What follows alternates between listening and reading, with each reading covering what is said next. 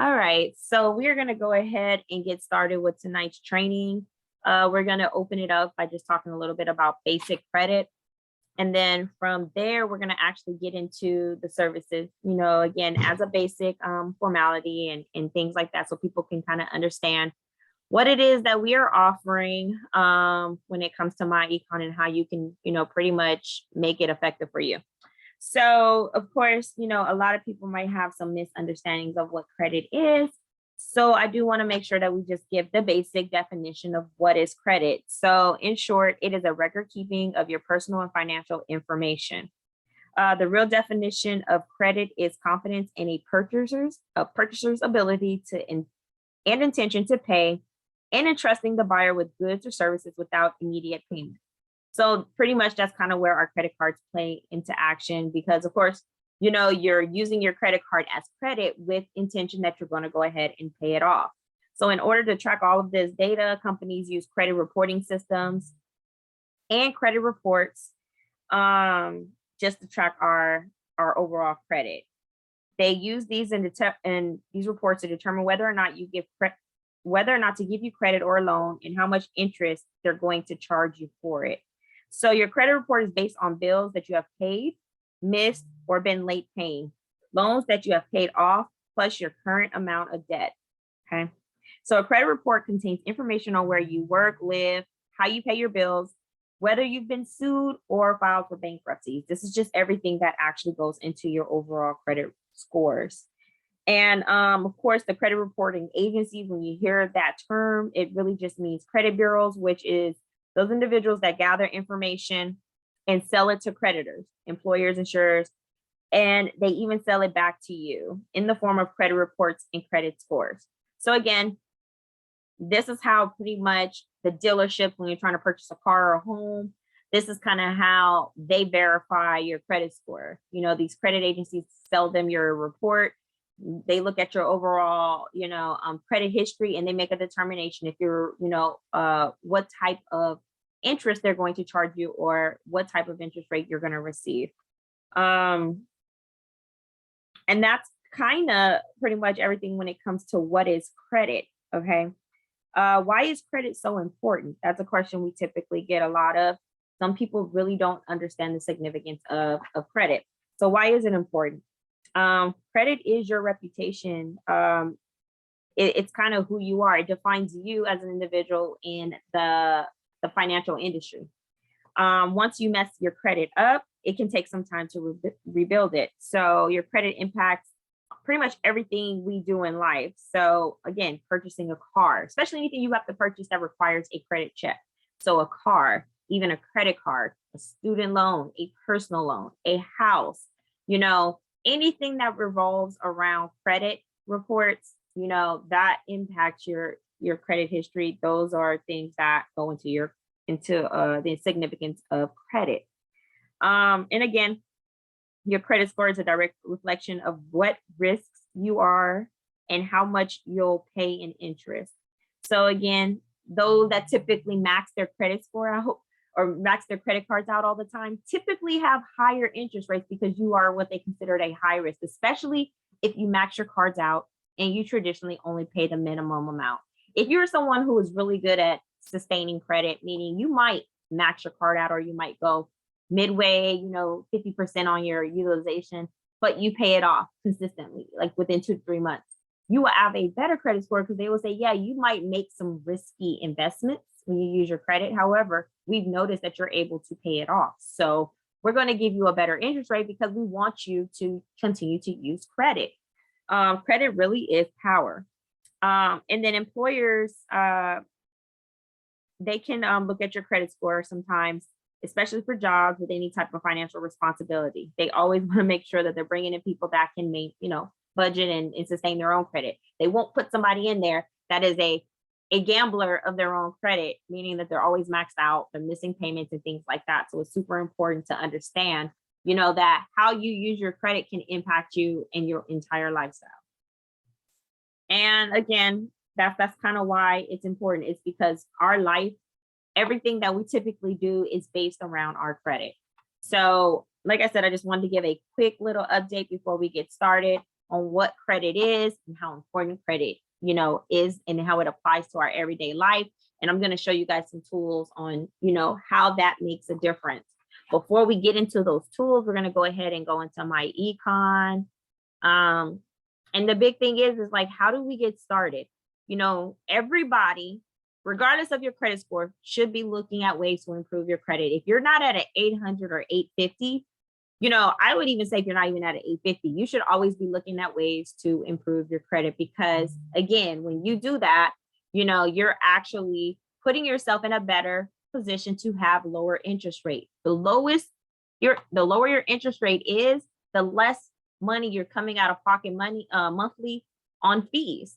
And that does play a significant difference when it comes to, things that you're doing for 5 years that you have to pay off, like a car, 2 to 5 years down the road, or even a house that could be 15 to 30 years. That interest rate can impact you significantly. So if you don't have an 800 credit score, your goal should always be to obtain an 800 plus, because then you're always getting the best rates, the best credit cards, the best type of financial, offers and things like that. So this is kind of where MyEcon is teaching you this. It's going to teach you how to do this. Hold on one second.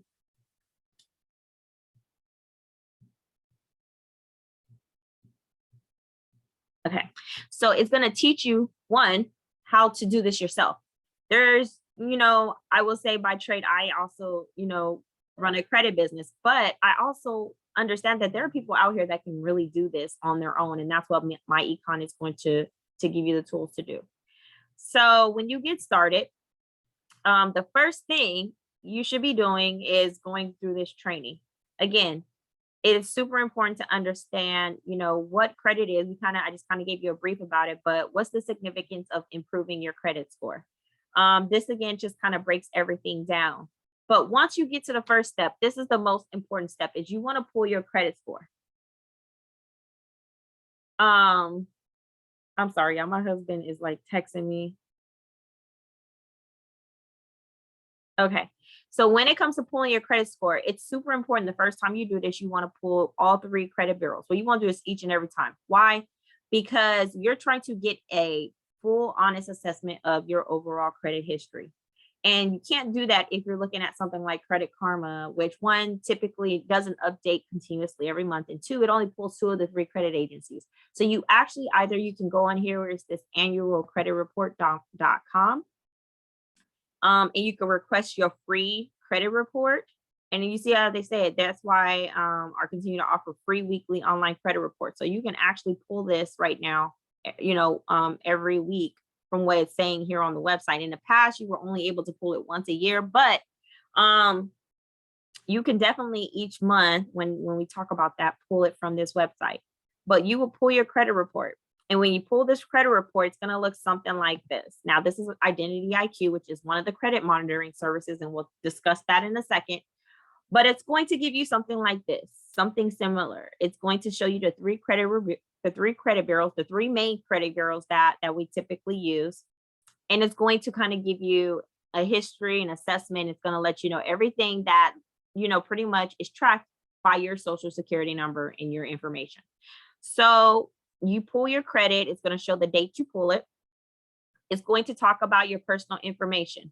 This is the first thing in your class that it teaches you, is to review your credit report. And when you're going through this, the first thing you're going to do is look at your name.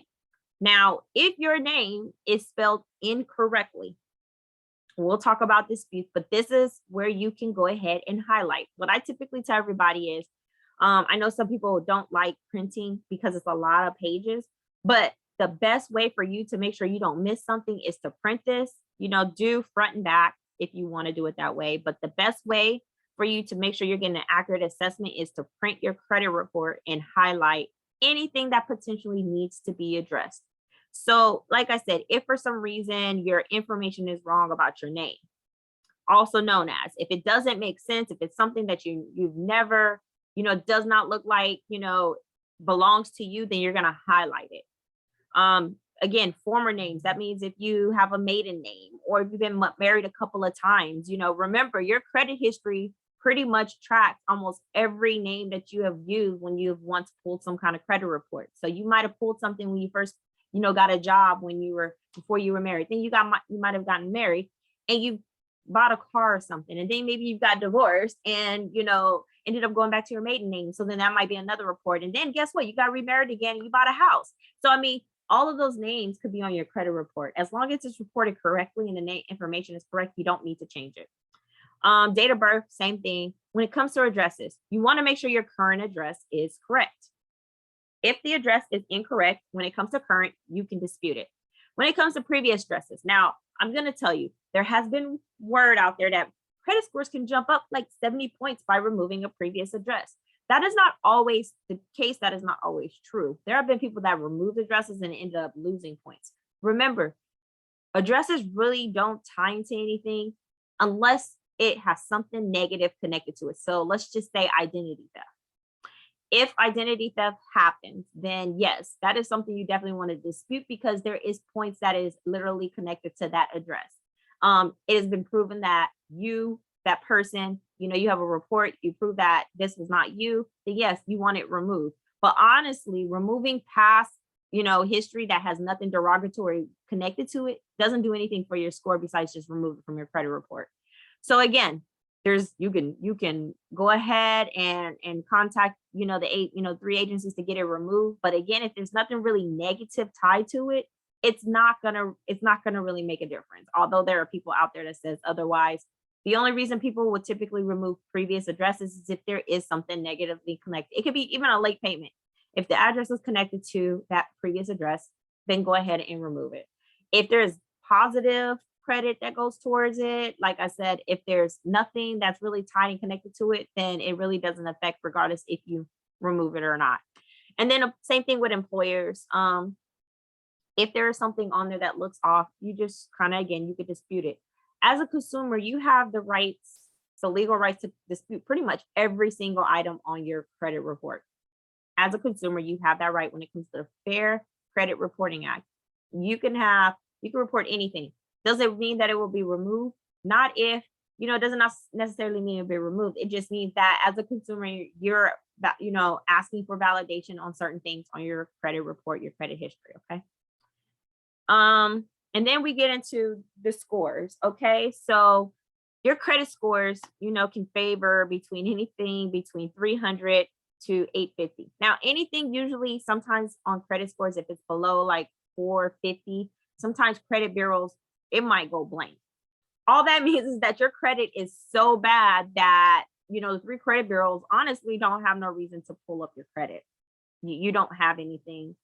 You're never going to get the best rates. Honestly, you're probably someone who gets denied for almost everything. So that's pretty bad. That's something that you want to work on. But the average, the score range that typically they'll pull up is between 300 to 850. And we'll kind of go over very quickly what those ranges are. But based on your credit score, they'll let you know what your rank is between unfavorable, favorable, fair, great, good, excellent. Those are type of terms you might see. So, and then, they'll talk about risk factors. They'll explain to you what your risk factors are. And that's kind of based on, them pulling your report and looking at your credit score. As you can see, Equifax didn't even report. That just means that the score was so low from their system that they couldn't do an honest assessment, meaning your credit is really shot. So depending on the monitoring services, so there is a difference between FICO scores or FICO scores and Vantage scores. So again, depending on what kind of business, which predominantly all companies now go with FICO scores because that one hits heavy on credit and not your overall presence.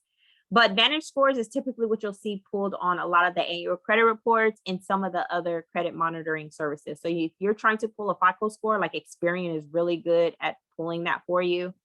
And then of course, I think TransUnion pulls Vantage scores, and I cannot remember what Equifax uses, but each credit bureau uses different type of scores when they're pulling up your overall. So there is a slight difference between Vantage and FICO. You can just go in your training and it will explain that to you.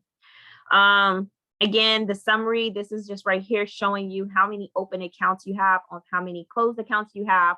And again, the only reason you should close accounts is if it has something negative tied to it, meaning like collections and things like that. When it comes to credit cards, if you are within good standing of credit cards, I would not close those. Remember, credit history also is a percentage of your credit score.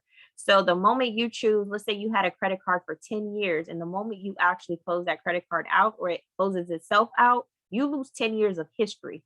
That can significantly drop your credit score. A lot of people don't realize that, and they act, people would initially, especially if it's tied to something negative, they will close it out. But if there's a way for you to work that credit card and get it at a zero balance, I encourage you not to close it out. You just manage your credit better.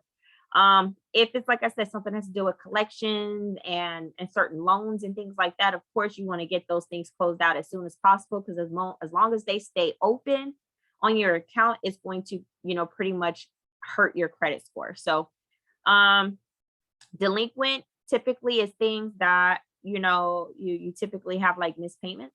Derogatory, that's kind of more of, it goes into your collections, and derogatory means like now it's been sent to a collector, it's closed. So derogatory typically is the things that are closed on your account, but it is negatively impacting your credit score for one reason or another. And we'll go into that. And then of course, collections, we'll just talk about how many things that, that's currently on your credit report that goes to collection. So anything that is delinquent, derogatory, and collections, you highlight. Delinquent, derogatory, collections, you highlight. Because again, negative items are the things we want removed from credit reports. Also, inquiries. Inquiries, the best way to say this is that if you have an open account on an inquiry, you can't remove that. Anything else, for example, let's say you was looking for a car, and you had about 3 loan companies do an inquiry on you, and you only want one of the companies.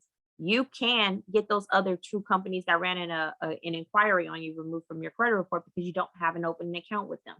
So when you're looking at your inquiries, you want to make sure that you remove anything that is not connected and tied to an open account. So you'll highlight that as well, because those are the areas you're going to look at. Next is your account history. Now, the account history, as you can see, it's going to talk about revolving credit. These are things that could be open accounts, closed accounts, but this is just showing all your past credit history. So as you go through this, of course, it will let you know when you click on this thing right here that says account status. Anything that is open means that you really need to pay attention to your balances. Anything that is open and it is either a credit card or a loan, you need to look at the balances, because that means that you still have money that's due on that account. Now, if it's being reported wrong, meaning you have a zero balance, then you need to contact that agency and let them know you are reporting inaccurate information, or you actually can dispute it, because you can say that they are reporting inaccurate information. And you can do one or two things. Like if you know for sure there's nothing on there, you can say my balance is at 0 at this time, which then forces the credit bureaus to actually reach out and say, give them that information, and it will be a force and function that way. Or you could always provide documentation showing you're at a 0 balance. So again, anything that is open, and let's just say, honestly, if it's bringing positive, it doesn't hurt you, but still you want the credit bureaus to be reporting the most accurate information. Because again, if it's paid off and it shows history that you're paying things off, that increases your credit score. So you can dispute that. Even if everything is okay here, check your monthly balance or check your balance, and it usually will tell you as of what date last reported. It will tell you that's the last time they reported to the credit bureau. So if it's like 3 or 4 months off, report it, dispute it. Same thing with all of these. So you'll do that for every single one. Again, check the open, check the balance, check the last time they report to the credit bureaus, and if something is off, dispute it. Some people don't even realize you can dispute positive items, because people typically don't. But again, if you have something that has to do with credit and it's making it seem like you're paying maybe minimum on it, but you actually did a lump sum and you paid it off and it's at a 0 balance, that could potentially increase your credit score. So definitely report it and dispute it. So these are all different things when it comes to positive. Here's another one right here. I went too fast. Let me make sure, because I know some accounts will show you all of your open accounts, and then they will typically have all the opens at the top, and then they go to the closed accounts. But let's go to this one right here. So again, this is kind of how you want to look at things. When you start seeing colors that are not green on your credit report, that's a red flag. You definitely want to highlight that, because again, that means that these are things in the past that have been reported to the credit agencies as negative and derogatory towards your this is what they consider derogatory towards your credit history. So again, it will tell you right here, it's a closed account. You know, closed account already tells you that's a red flag, meaning you can get it removed. Anything that's closed on your credit report, you can get removed. You're going to look at a balance. Guess what? It's at a zero balance. So why is it still on your credit report? Again, you can get these things removed. Payment status, collection charge off. Now we're going to get into what that means and things like that. However, based on the fact that you have a zero balance and it's already been a charge off, then you have the legal right to dispute it and get it removed from your credit report, because it's no longer an active open account under you. It's been paid in full, regardless of how it was paid in full, and it's no longer your concern. So guess what? Comments right here. Card was stolen, purchased by another lender, unpaid balance reported by loss by credit grantor. Again, credit card was lost or stolen. I mean, there's different reports on this one that shows the reason why there's a high debt on here. Now, you know, if you have a police report or something like that, you can add that to your documentation. But at the end of the day, you honestly, as a consumer, don't have to submit anything to get a collection removed. But the fact that they have this in green, good standings, whatever, doesn't matter. You're going to dispute it. So you're going to highlight it. When you keep going down, again, I don't know why they closed this unless it was a loan, but you know, this is just showing different examples. Here's another one.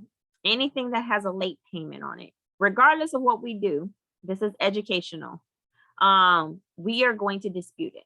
Now I will tell you, there is different letters that is out here for like compassion and other things that you can do to get things to give you a good standing, a good grace, and leniency on your credit, you know, report. So even if it's something that's currently, you know, delinquent, we can always work to get that updated, not removed, but updated to reflect, you know, good standings within the last 90 days so that you can get it paid off. Like, we might end up waiting 2 or 3 months before we dispute it, because you want to show like at least 3 to 4 months of good standing. And then what we do is a goodwill letter. It shows that we have been a little more, we're better with our finances and things like that. So some of these things, when we say it could take 6 to 12 months, it means that we have to do our part to make sure we're in good standing so that when we dispute it, we can get it updated. Not everything is going to be able to get removed, especially if you have a really bad pattern and showing on certain ones that you're not good at keeping up to date. So then what you do is you develop a plan so that you can at least show a pattern of consistency, so that you do your goodwill letter and then they update it so that you can actually reflect a little more positivity on your report, which then increases your score. So you would go through all of these. Anything that's red, you highlight it and you make a plan. All right. We're not going to go through all of that. I just wanted to show you. But you go through this and you do that for every single one. The longest part is probably going to be this when it comes to your whole entire credit, because you want to make sure that everything is good to go. Now, the next part is your inquiries or your inquiries, however you want to say the word. When you get to this part right here, again, you're going to highlight everything, or you're going to actually maybe put the inquiries paper right next to pretty much everything that's up here. And what you're going to do is line by line, you're going to look at the date of the inquiry. And what your job is to do is highlight anything that does not connect to an actual open account. So, you know, like I said, you might see something like this. April 11th, you know, they probably did the same thing.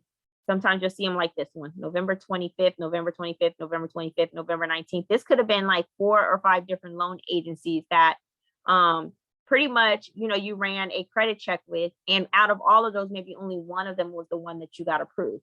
So what you can do is highlight the other ones that are not on your credit report as an active account, and you can actually call the credit bureaus and get it removed immediately.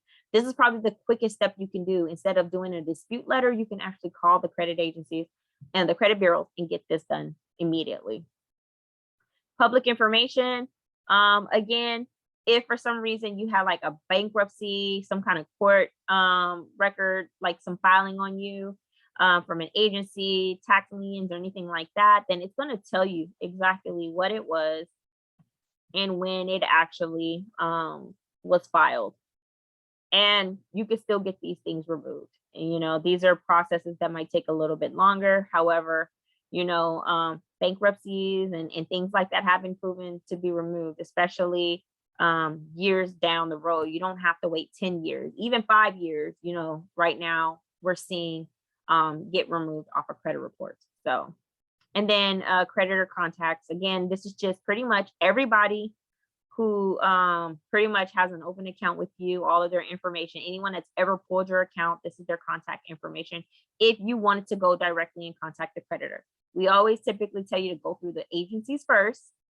And then if for some reason you want to go even further with that, you can definitely do that by getting all the contactors information. And you might need that when it comes to some of the other reports that you do. But again, this is just a quick summary of everything when it comes to this credit report. So again, starts with your personal information. From there, it goes to your credit score. Then the summary, and these are all your accounts. Account history, of course, that's the biggest one. Like I said, this one might take the longest because you have to really review everything just to see what is in good standing. And I told you, even if if it's all green check marks, make sure the balances reflect currently and the reports are still being reported monthly. That is the creditors are required to report to the agencies, you know, when it comes to your information. And then of course, you know, you go into the inquiries or inquiries. And then, of course, public information. So those are the 5 or 6 areas that you definitely want to check when it comes to your audit report, okay? Any questions on that? Again, this is a do-it-yourself, so it's super important that you learn this because, again, the more experience you get on this, the more you can educate others on the importance of actually reviewing and going in depth with your credit report. This is the most important part of your, you know, of this entire process, because this is where you're going to advocate for yourself so that you can get things that don't need to be on your credit report removed. Like I said, right here, this kind of breaks down, you know, what's the difference, you know, when it comes to FICO scores and things like that. And then what your next training is on how to freeze secondary bureaus. So I typically freeze my my 3 main agencies like Experian, Equifax, and TransUnion, because at any given time, someone can pull your credit report, even, you know, without your authority. Now, they're not supposed to, but typically, you know, just the way the world is today and how credit fraud works, and identity theft works, people can pull your credit report. So you typically freeze the 3 main credit bureaus. But guess what? There are some secondary bureaus that typically it will trickle down to when it comes to how your credit report can be pulled. So then what you have to do is just contact these folks and put a freeze on it as well. Like I said, it's very easy. Then the third step, like I said, step 1 might take you a couple of days. When it comes to pulling your credit report, like I said, this is the most important part. So you want to take your time when it comes to actually breaking down your credit report. Actually, I think they show you this a little bit further down as a step 3, but the Fair Credit Reporting Act states that any information listed on your credit report that's inaccurate, outdated, or unverified must be removed. So we just talked about that. Once you have your credit file, like I said, step 3 was kind of what we just went over. You're going to go through all of this thoroughly. And then again, this is just showing another list of common errors that's found. So you can click on this list and look. Step 4 is when you're going to start the disputing process. So before we do that, I want to open up something else real quick. Little girl.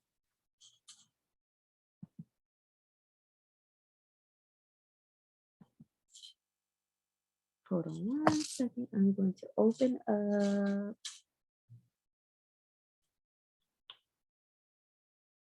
I'm looking for this audit report real quick. Oh wait, I think I was just on it.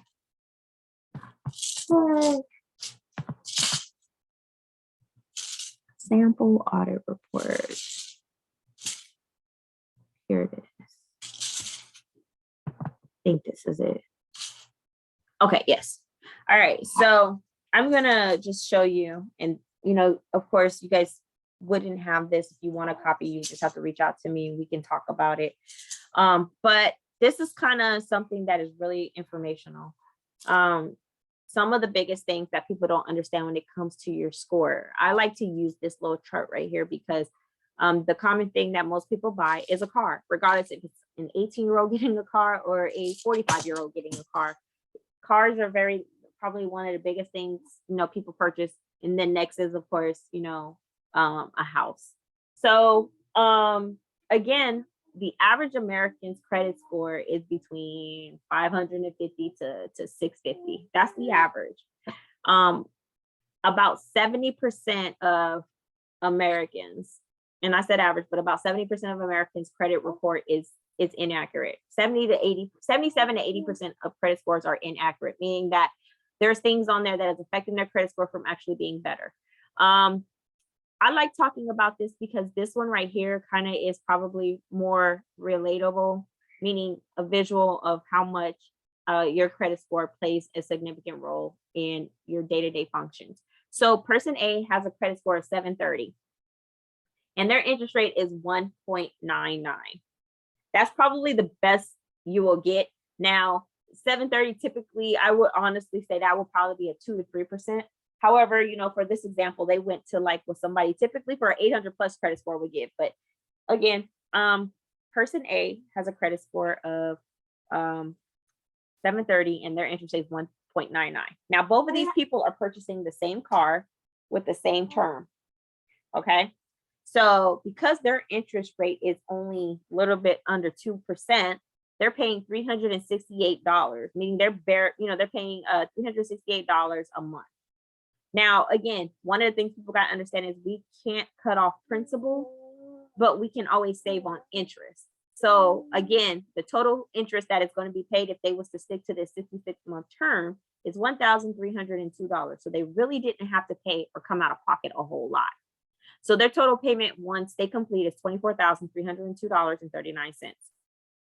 That's somebody with at least great credit score. Now we're going to trickle over to the average American and go to person B. Now, person B's credit score is 599, pretty much close to 600. Their interest rate is 14.99, which I'm going to be honest is pretty close and accurate to what someone that is below 600 would get.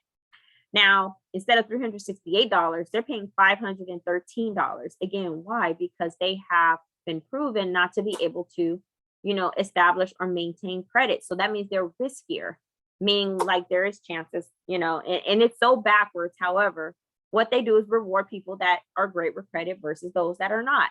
So if this person, again, was to stick to the same 66-month term, instead of paying $1,300 in interest, they're paying $10,920 in interest.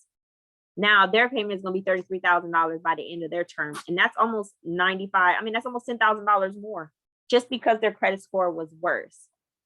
So again, people like, it's not a big deal. It is a big deal because you're paying $10,000 more than the person that has great credit score. They're saving $10,000 extra and using it on something else because their credit score is amazing. Now, again, the average American wants to buy a house, apply the same concept, right? And add an additional zero. Now we know it takes 30 years, but let's just say it was a 66-month term.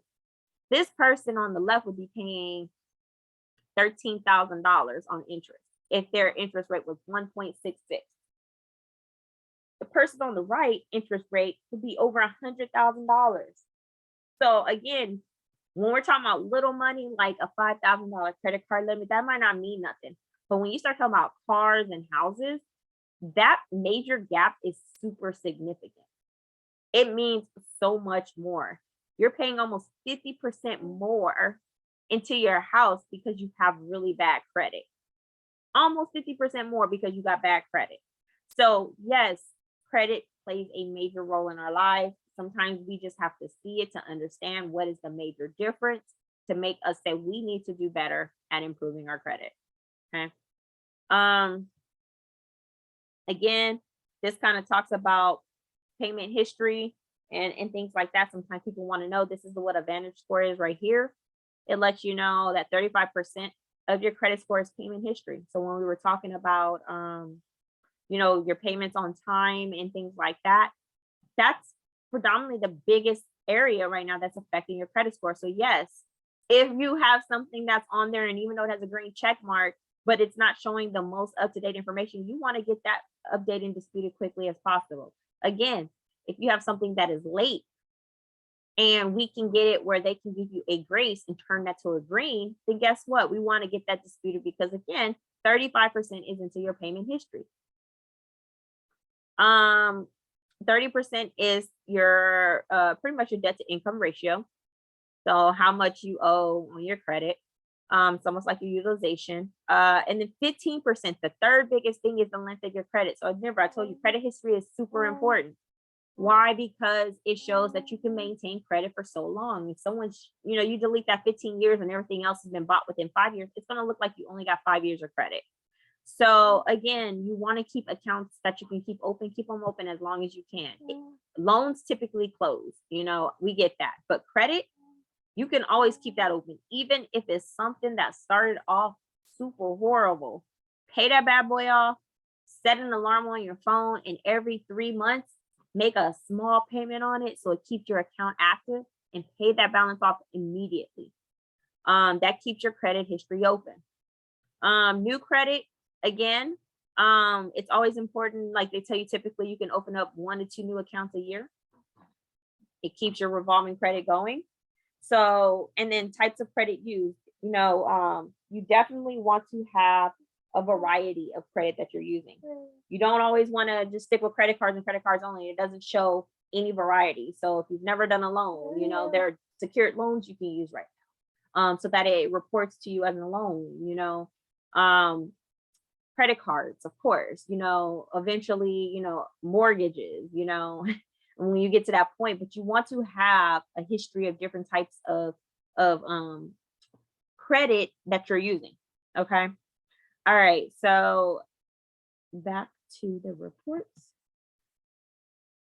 Next will be starting your dispute process.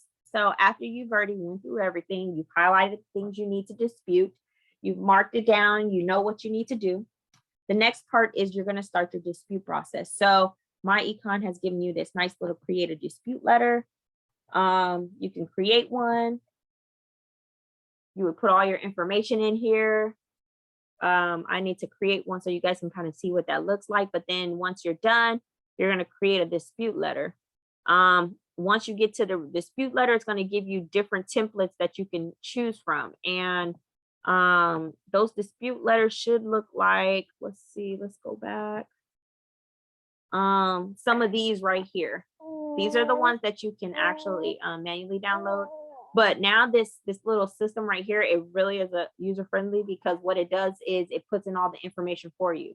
So instead of you typing in everything, what happens is that you have the option to, you'll click on the credit bureau you want to send it to, you put your information in, you put the type of dispute, and what it does is it pretty much auto populates all your information in there, and it puts the address of the dispute, I mean the agency, and then you just plug in the information on, you know, the creditor. But when you are starting off, you typically are using something like this one, which is the credit dispute letter. Anytime you send anything off, don't forget to send a valid ID and a proof of residency. So I usually do a utility bill and my driver's license.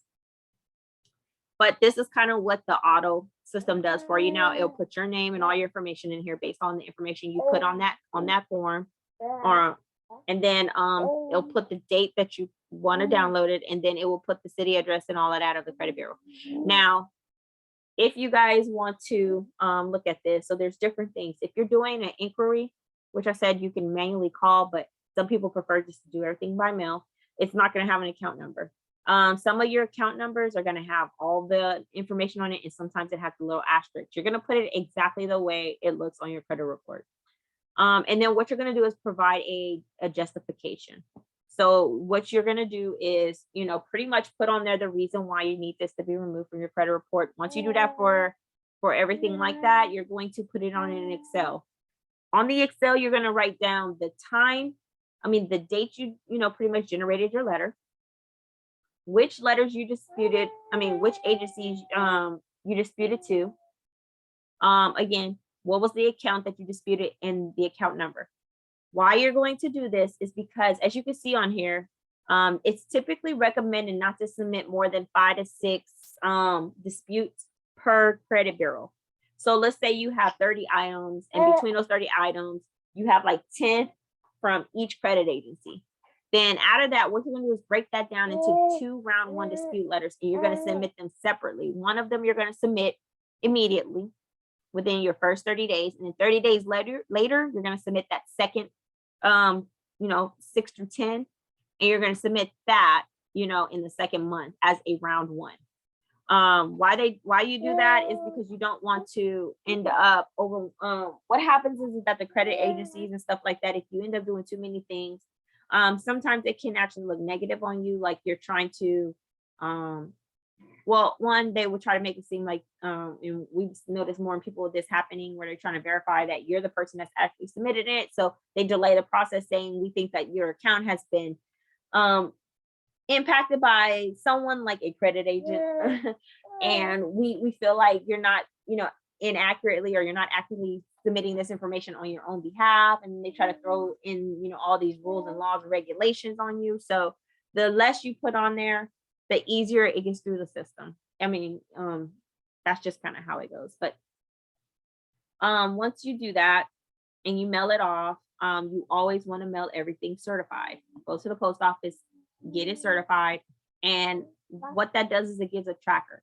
Once you check and you see that it has received the credit bureau, that is when your 30-day timeline starts. That's when your 30-day clock starts.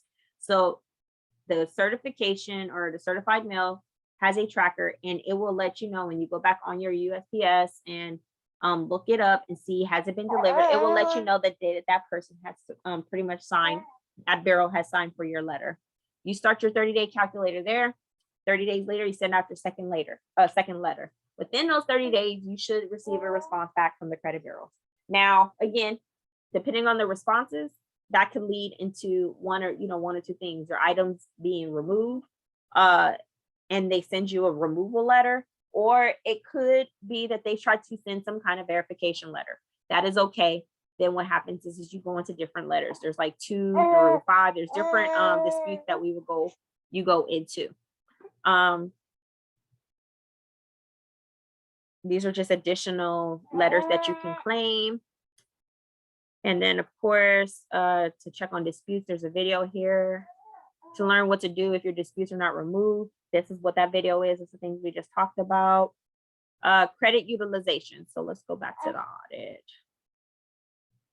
So I'm going to go down to credit utilization. So on certain reports, I didn't see it. Let me see if I can go all the way down. And it might not be on the report. It might be on the credit monitoring service, but there should have been something on here that lets you know your utilization.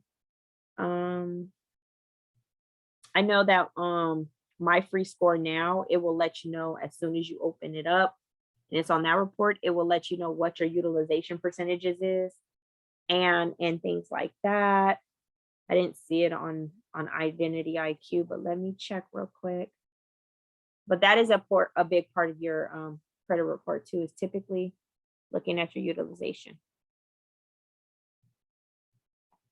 Right here. Let me see. So this is the balances and payments. $928 is what you pay monthly.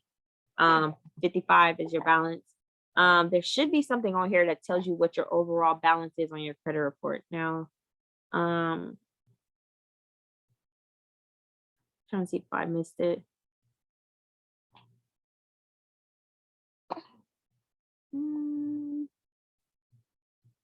We'll have to come back to that one on another training. Typically, like I said, if you pull it up on the actual website, it will let you know on spot what your balance is and things like that. So I don't see it here. But what I'll do is I will give you guys a follow on. But as you can see here, it does talk about your balances and things like that. It says how much you owe and how much your monthly payments are. But there should also be, like, when it comes to your credit itself, it should let you know how much in between you don't owe. So I'd have to get back with you guys on how to pull that up on these type of accounts. But for now, the best way I would say is, if you have an open card, look at the balance and look how much is, when it comes to your revolving credit, what is your limit? So credit limit right here versus current balance, you might have to manually do that for each and every one of your open credit accounts until I can see a different way. So high credit limit right here, and it tells you your balance. You might have to do that manually for each and every one until if you have enough of those open accounts. Okay.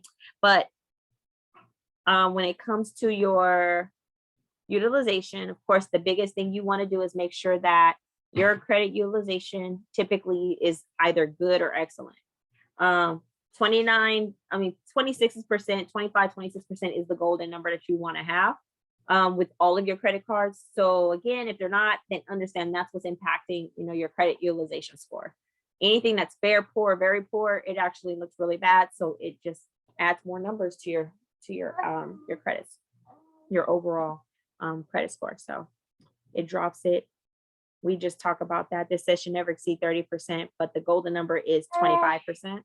And then of course, as you're working on ways, let's say you don't have credit and you need positive credit, there's ways you can do that. So there's different types of loan builders out here. Remember, you want different types of credit history.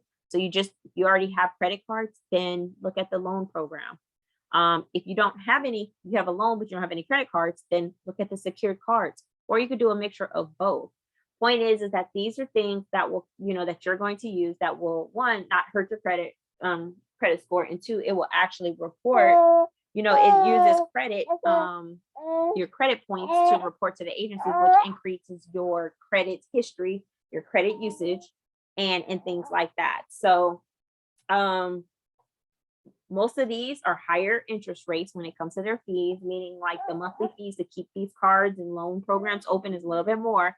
This is not meant for you to keep open forever. This is really truly meant to establish your credit to the point where you can be able to apply for an actual loan or an actual credit card that can offer you lower interest rates. So remember, these are meant to maybe use for a good year or so to establish your credit. Then once you do that, you need to merge over to an actual credit card or an actual loan when your credit score is high enough where you can at least qualify for better interest rates. Okay. And then this one's kind of showing you how you can build your credit paying your rent. And that is it. So again, this is the first lesson. This is the first training we're going into. Next one is going to actually go a little bit more into some of the processes. Maybe we'll actually use an example again of the credit letter. We'll go into what the Excel looks like so you can understand how to break that down. We'll talk about some of the other dispute letters because, of course, the biggest ones everyone's asking is about collections and this and that. But if this is your first assignment and this is your first time, then your first assignment really in the first week is to understand your credit report. Pull that annualcreditreport.com. Print it if you can. If not, that is okay. Like I said, it's just easier to do. You're going to highlight anything that you feel like needs to be disputed. Anything that's negative on your report. It don't matter if it is a current, derogatory item. Highlight it. It is something that can always be improved and worked on. Honestly, I've learned that even in your first month, I know this talks about all of the different types of secure loans and things you want to do. But I always tell everyone within your first month, I personally would tell you just focus on getting your disputes out and figuring out a plan to reduce whatever credit you already have that's high on your credit report. So this is your first assignment. You're going to pull your credit report. We didn't talk about the monitoring services. Okay, so all your credit reports does is it provides your three credits, your credit scores. Not your credit scores. I mean, it pulls your three credit reports. Sorry. The credit monitoring services is the one that pulls your credit scores. So why is it super important to actually get a credit monitoring service?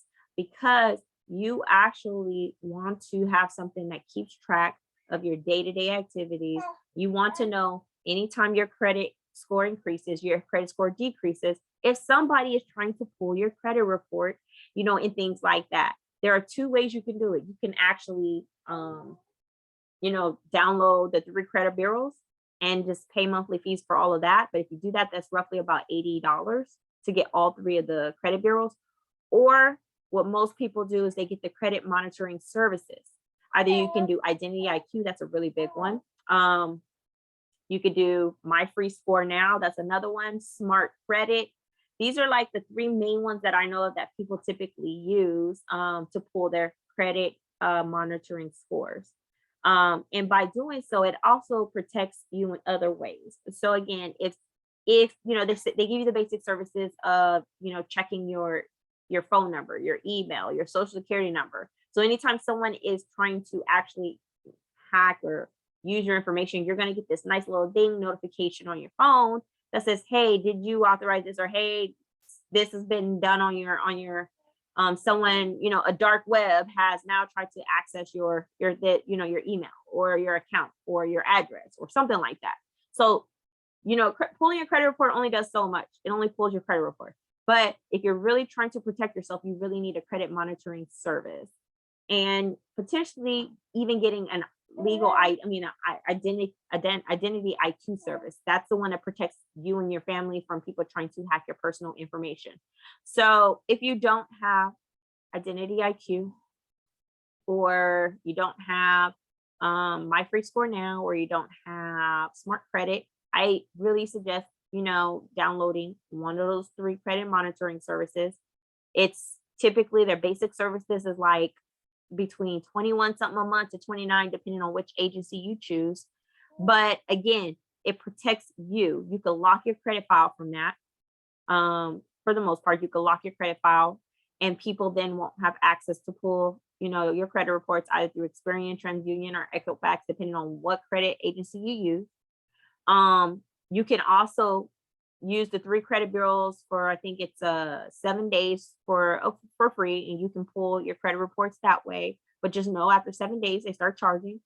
I have Experian, but I don't have Equifax or TransUnion because I use a credit monitoring service. So like I said, you want to have that throughout this entire process, because anytime your credit score goes up, you're going to get notified. Anytime your credit score goes down, you're going to get notified. Anytime someone tries to, you know, pull your credit report, you're going to get notified. Everything, that's the whole purpose of credit monitoring, is to monitor your credit 24/7. Okay. So your assignment again is to pull your credit report, regardless if you use this annual credit report or if you actually use one of the 3 credit agencies. Print that out, highlight everything that is negative that you feel like needs to be disputed, and then start your training. Oh, and freeze your credit. There's no reason why you need these things unlocked unless you're actually trying to apply for stuff. And while you are fixing your credit, you should not be trying to apply for anything. Remember, a lot of these secure cards don't require a credit check. So there's no reason why you need to have your Experian, Equifax, or TransUnion open while you are trying to repair your credit, unless, again, for some emergency reason, you need to request a loan or this and that. But for the next 6 months, at a minimum, your assignment, if you're really trying to improve your credit score, is not to open up anything new. So freeze all of your credit, the 3 credit bureaus, freeze these secondary so that nobody is pulling your personal information without you knowing. Okay. So that is your assignment while you are working on this, while you're fixing and repairing your credit. And then from there, check for errors. That's what we're going to talk about this week. That's what we're going to give you guys as an assignment. Again, we've already talked about using the basic dispute letter. So again, Look at the most severe and determine what is the most severe. Anything else, like I said, with the inquiries that we talked about, you should be able to do that before our next class by making the phone call to the 3 credit bureaus. You'll pick up the phone. I will send out the teleprompt sequence that you would use. And from there, you're just going to make a call and you're going to let them know that you're disputing these inquiries because they were, you didn't approve or you didn't authorize these creditors to run your credit check. And if it's not tied to an open account, there's no proof on, again, these creditors having those rights. So guess what? You get to get them removed. So that's what you're going to do between now and then. If you didn't hear that, one more time, you're going to make the call to the credit bureaus to remove your inquiries. You're going to run your credit report. You're going to highlight all of the items that are negative, derogatory, inquiries, collections. And then you're going to review for errors. You're going to make an actual Excel. And within that Excel, what you're going to do is you're going to pretty much write down, they used to have it on here. I was trying to see if they still got it on here. The little Excel that they have. I don't see it. Well, I'll make an example of an Excel, but and I'll send it to the group. But what you're going to do is you're going to have the Excel, and on the Excel, it's going to have those different tabs. Why? Because you're going to pretty much, again, once you put down the 5 to 6, things you're going to dispute, you're going to be able to track it so you know what you're going to dispute next. You're also going to put the date that the creditor receives, the credit agency receives your actual dispute. And that's going to be because you mailed it off certified. And we'll go from there. Like I said, next week we will, not next week, but the week after, I'll have some in between assignments. If you're not following the Facebook group, we'll just make sure you get in that Facebook group. But in between, I'll have some follow-on assignments just to see where everybody's at. And then 2 weeks from now, what we'll do again, like I said, is we'll kind of go on what to do next once you submitted your credit report. Because again, there's not a lot you need to do in between the 30 days, but you want to be prepared so you're not waiting to the last minute to start on your next round. You want to be prepared for what's going to happen if this credit bureau comes back and says no. What's going to happen if, in between all of this, I get a letter that, says that my information got sold off to another third-party collection agency. Well, we're going to talk about those things. Do not ever contact a credit agency. Do not ever a collections agency. Do never respond to them. Do not do any of that. We were going to go over that in the next 2 weeks. What is the next step to do? But there's always going to be something. It's not always as black and white to get stuff removed. So we're going to talk about those things on the next training on how to address those things. Okay. So I think I give you guys enough of a homework and assignment. So I'm going to stop the recording, but I'm going to open it up for questions.